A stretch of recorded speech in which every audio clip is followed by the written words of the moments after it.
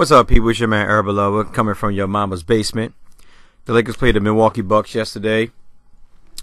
And me personally, I'm not going to really beat them down as much, based on the fact that right now we only got a few games left. The team is basically still trying to, figure out their identity. Now, the Lakers, the first half, they didn't play. I mean, they played all right. Offensive-wise, they played all right. The biggest problem is that they lack defense mentality. The defense mentality was not there at all. Now I'm gonna go through the stats real quick because I want to talk about that. So here, all right, the Lakers, the field goal percentage, the Lakers shot 51% from the field. The Bucks shot 47% from the field. 3-point attempts, the Bucks were 37% with 11 for 29. The Lakers were 29%, 8 for 27. Free throws made, Bucks were 23 for 28. They shot 82% from the field. From the free throw. And the Lakers were 18 for 25, and they shot 72% from the free throw line. Total rebounds, we out-rebound them 60 to 47. They had 8 offensive rebounds. We had 15. They had 31 defensive rebounds. We had 41. Assists. They had 24. We had 33. Steals, they had 14, 12, 5. And a lot of them steals came off with just poor decision-making that led to a lot of turnovers where guys, when the game first started off, Brandon Ingram on the first possession turned the ball over. Then Kyle Kuzma came right down there and turned the ball over. Then Randall turned the ball over. It was just a lot of bad.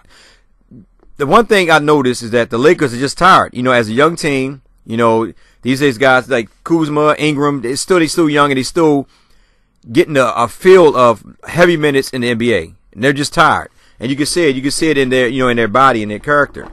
But blocks, Milwaukee had 6, 12, 3. These are hustle man points, as you know it. Total turnovers, they had 13, 12, 19. Like I said, a lot of those turnovers came over just bad decision making. It wasn't like forced turnovers where, the defense was up on us and we just, in order to get out of it, we just turned the ball over. We just turned the ball over, trying to make extra passes, trying to, get good looks, and it led to them getting easier points. Points in the paint. Now, the Greek Freak, I don't want to butcher his last name, but the Greek Freak, he's leading the league in points in the paint. He's number 1. So they had 60 points. We had 72 points. We did everything right offensively. Personal fouls, they had 25, 12, 23. The only thing I don't agree with is when the Greek Freak was in foul trouble, we did not attack him. And not saying that we, at the end of the day, we know Eric Bledsoe actually saved him in the fourth, in overtime. But if we would just attacked the Greek Freak, we only had Middleton to really deal with. Middleton wound up found out eventually. But if we did attack the Greek Freak, because he was sitting with 5 fouls for so long. And I know a couple times Julius Randle tried to go at him, but it wasn't like, and you could tell Julius Randle was tired because it wasn't the Julius Randle 4 or 5 games ago where he actually would beat him up and force him to play defense. Because the Greek Freak was actually moving out of the way. So a lot of time, what I would did is I would have kept attacking the rim. I would have shot all the threes. I'd attack the rim, got the Greek Freak out of there. Then all you had to deal with was Middleton and Bledsoe. What I would have did, because I know KCP, he got ejected after 2 texts. What I would have did, I'll put Josh Hart. That would have been his assignment to basically D up Herb Bledsoe. Nothing else. Based on the fact this is his first game back, he's going to be struggling offensive wise, so you can use him in the category that he works best at, defense. So I'd have put Josh Hart on him. Yeah, Herb Bledsoe probably got a couple of plays here and there, but Josh Hart eventually would have dug in and actually D'd him up. That's what I did. Instead of the quick switching, I'd have had Josh Hart playing him. Brandon Ingram, we know that he's going to be rusty. This is only his second game back, and you see it from the turnovers and the decision making. But as the game went on, he started making better decisions. And like I said before, I always like him in the backcourt. Don't really like him at the 3, but in the backcourt, whether it's a point or a shooting guard, I like him. And yes, I do like him better than Isaiah Thomas with Lonzo Ball because he played more within the system, and he's not one of those guys that's selfish. Brandon Ingram, he will do it if he need to, but most of the time he just, he let the game flow with him. And that's what I like about Brandon Ingram. Now, that's one thing that I wanted to mention. Now, my other thing is, like I said, they could have just kept going to not really Brook, but Julius. But Julius, like I said, Julius was the last couple minutes in the game, he didn't look himself. I like he was tired. I think I said he must have been worn out or something. Now, they brought in. Now, at the time we were getting blown out. They were getting blown out by Milwaukee in the first half. Going into the second half, they was down by 20. Luke Walton decided to empty out his bench and go with his bench player, reserve players and all that. They made a little run. As a matter of fact, they made a run and also tied the game up and took the lead. And then he brought in some of the players from the starter squad. They actually come and help out Brook Lopez. Then he wound up just transitioning all of them over. Brook Lopez, Kyle Kuzma, and then Brandon Ingram went out. So it was Alex Caruso. It was Alex Caruso and Brandon Ingram, but it was Alex Caruso, Brandon Ingram, and Julius Randle. Now with that, what I would have kept doing is I would have kept going to Brook and Julius. The reason why, because these two guys were getting a lot of N1s. Then I want to say this real quick. Milwaukee, the reason why they was beating us, because they took a page out of the Lakers book. What I've been preaching for so freaking long. You do not need a bunch of threes to win the game. Attack the basket, get an N1. That's a three-point play. That's a higher percentage shot than somebody taking a three-pointer. Why do I say this? Because 9 times out of 10, when somebody's going into the paint to lay up or dunk it, somebody's going to foul them. The refs are going to call that. That's why Middleton scored 28 points, is because he was attacking the basket and getting a lot of N1s. Same name with the Greek Freak. They were attacking the basket, getting a lot of N1s. The Greek Freak went through the free throw line a lot of times. He went 11-15 behind the free throw line. So if you think about if the Lakers, because really the Greek Freak didn't have a good scoring game. Julius Randle did a good job on him. I know a lot of people say, oh, no, he didn't, Urban. Yes, he did, because if you look at his field goal percentage, he was 8 for 20. Middleton and Bledsoe are the ones that really killed us. Greek Freak did it on the free throw line, but 16 rebounds is still good. I can't take that away because he had 6 offensive boards that benefit in the Milwaukee Bucks taking the lead and also controlling the tempo of the game. But at the end of the day, offensive-wise, Middleton and Bledsoe were the ones that killed us. Middleton was killing it. I mean, he was knocking on he only knocked down 2 of his three-pointers, but he was getting a lot of mid-range shots. And I told you guys before, mid-range shots is where it's at. You don't have to shoot threes. That's why Alonzo Ball came out and went 7-8 from behind during the mid-range. Only took one three. I think he scored 15 points that one game. He was looking good. He shot almost 90% from the field. And that's why I keep telling people, you do not need a bunch of threes to win the game. And that's what happened to the Lakers at the end. Luke Walton didn't call a timeout. I do not disagree with it. There's nothing wrong with it. We don't really have nothing to lose. We're not playing for anything but just the development of the players. So I'm not going to be mad at Luke Walton not calling a timeout. He let the young guys play through it because at the point in time, most times willing, a couple years from now, these guys are going to basically be carrying the team if we don't get no top free agents. And it's going to be on them to make a decision rather than take a shot, to win the game or, draw a foul, however it may be, but it's up to them. That's the whole point about becoming leaders on your team. So I have no problem with it. I like the way that Luke Walton allowed these young players to get back in the game, and they came down from a 20-point deficit and actually, like I said, took the game. No one expected that. They thought Milwaukee was going to blow us out, but the reason why Milwaukee was beating us so bad is because our defense was so bad. That's the whole thing in a nutshell. It was so bad. Now, like I said before, Eric Bledsoe had a freaking hell of a game. He had a monster game. He played Brandon Ingram and switching off to Josh Hart. He had a good game. Now, in the fourth, like I said, and that's only because of switching, because a lot of times it just wasn't Brandon Ingram playing him. Sometimes it was Julius Randle, Brook Lopez. Like I said, with the quick switching, I'm not a big fan of the quick switching because it shows lazy defense, and we will be exposed every time. And Eric Bledsoe took advantage of the quick switching, the mixed matches, and did what he's supposed to do as a veteran. Attack the basket. Score points, help the team win. And he did that. Luke Walton is the only thing I think that Luke Walton should have made a decision was putting Josh Hart on Bledsoe throughout the course of the game. No quick switching. Let him play man-to-man. Let him get in Eric Bledsoe's let him frustrate Eric Bledsoe a little bit to take him out the game.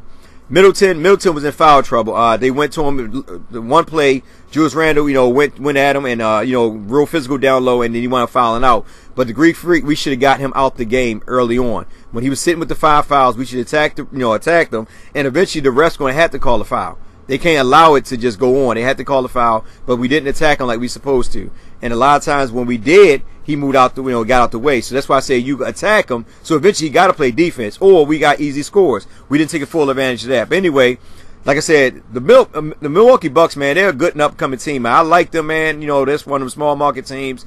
A lot of people don't look at, they just watch the Greek Freak, but I like them. I like the way they play, and they play pretty good. But at the end of the day, this is a game we could have won, but we didn't play good defense. And like I said, the biggest thing that was killing the Lakers was they was getting a lot of N1s. They was getting a lot. Middleton, I think he had like 3 N1s. So that was like 3-point plays. You know what I mean? So a 3-point shot compared to 3-point plays, they're high percentage shot because at the free throw line, you know, if you're shooting and clipping at 70% from the free throw line, you're going to knock down majority of them shots. And that's what happened to Milwaukee Bucks. And that's why it looked like those guys scored a lot. But Eric Bledsoe, like I said, he was the only one that really was, I mean, not only one because Middleton was doing good too, but Eric Bledsoe, you know, he had a hell of a game. But I would, like I said, I would have put Josh Hart on and changed the dynamics of that. Julius Randle, like I said, only took 13 shots, missed a couple easy layups. He wound up with 10 rebounds, 3 assists, 1 steal. He did have 4 turnovers. He had 18 points. He was a minus 19, but I don't get into those type of stats. Kyle Kuzma had another good game, but not good behind the 3-point arc. Was 2 for 9. That last shot, I think he really could have just, we could have really just tied it up. But you know, the Lakers are used to shooting threes, and that's the whole point. Like I said, the difference between the 3 and the 2, they could have actually tied it up. They didn't even utilize Brook Lopez in the final stage of that of the minutes when he got in there. I don't even think he even touched the ball. And Brook Lopez, in reality, was having a nice monster game. He was 9 for 14. You know, he was killing. He 1 for 3 behind the arc. You know, rebounded, we already know about that, so we're not going to get into that. He has 3 assists, and he actually was passing better because Brook Lopez, to me, when he get the ball down low, when he can see the double team still there, he still try to force a lot of things. But lately, he's been actually making extra passes, which is good because that's what the Lakers need. They need somebody as a center when he get them double teams. Saying we talk about Julius Randle, saying they apply to Brook Lopez. When those double teams come, if you cannot score on these guys, then you need to pass it out for a better open shot, another higher percentage shot. But anyway, he still had a good game. He had 20 points. Brandon Ingram 5 for 7, didn't take that many shots, but he had 6 assists, but he did have 5 turnovers. Like I said, the second game back, once he get loose and all that, he should be all right. But he was diagnosed with a concussion, so I'm hoping that the young brother's all right. But I know he's going to mix the next game coming up. But like I said, I like Brandon Ingram in the backcourt, you know, because he helps the Lakers with that length, and that's one thing that he worked with. But like I said, when you're coming back from injuries, you got to work yourself back into the system. He did have 12 points. Kuzma was the man again. He had 27 points, 11 for 20. Like I said, didn't shoot good behind the 3-point arc, but he had 12 rebounds and he had 6 assists. So he was passing. You know, a lot of people said that Kuzma don't pass. He had 6 assists as a small forward. So they were flowing. The Lakers had over 30-something assists. They were playing within the system. The only thing that was missing from them was defense, but a lot of it came from them, Milwaukee attacking the basket and getting those N1s. The Lakers, we attacked the basket, but we wasn't getting a lot of N1s. The only one that was getting a lot of N1s was actually Randle. He's been doing it since he's starting. Randle been going through the free throw line because he's looking for the contact. Lakers, like I said, the majority of these players on our team besides Randle are finesse players. They don't really look for contact. Well, Randle, he does, and that's why he's getting a lot of opportunities at the free throw line, and his point production is going up, and he's making these free throws. Randle is a big piece of the Lakers going forward, and we have to re-sign him. We'd be foolish to let him walk. I'm sorry. We don't need 2 All-Stars, but we got 3 to 4 All-Stars, and well, I'm going to just say 3. I'm going to say 4. We have 4 All-Stars or stars in the making on the Lakers right now with Randle, Kuzma, Ingram, and hopefully Lonzo Ball when we see him going next year. I'm not going to put too much on him this year, but next year. Now, I'm going to talk about IT. First of all, I'm going to get on this. Now, Alex Caruso had a good game, too. Coming in, he played 31 minutes. He had 4 rebounds. He had 6 assists. He did have 3 turnovers. Like I said, a lot of those turnovers came for us trying to make extra passes. It wasn't like it was a lot of forced passes, but a lot of extra passes. He had 6 points. Josh Hart, his first game back, he had played 35 minutes only because KCP went out. He probably would have been limited to 20-something, but they really had no choice but to bring him in, and that's understandable. He was 5 for 10, but he was 1 for 5 from the 3-point arc. Wasn't really knocking it down, but he started attacking the basket. One thing I like about Josh Hart is that if he's not making a shot, he will attack the basket. He did have 13 rebounds, you know, picking up from where he left off, as they call him, Lord Barkley. He had 13 points. Zubac finally came into his own. You know, there was many games where he didn't even do anything offensively, but he did something this game, and they really need him, especially when we was on that 20, when we was down by 20 points.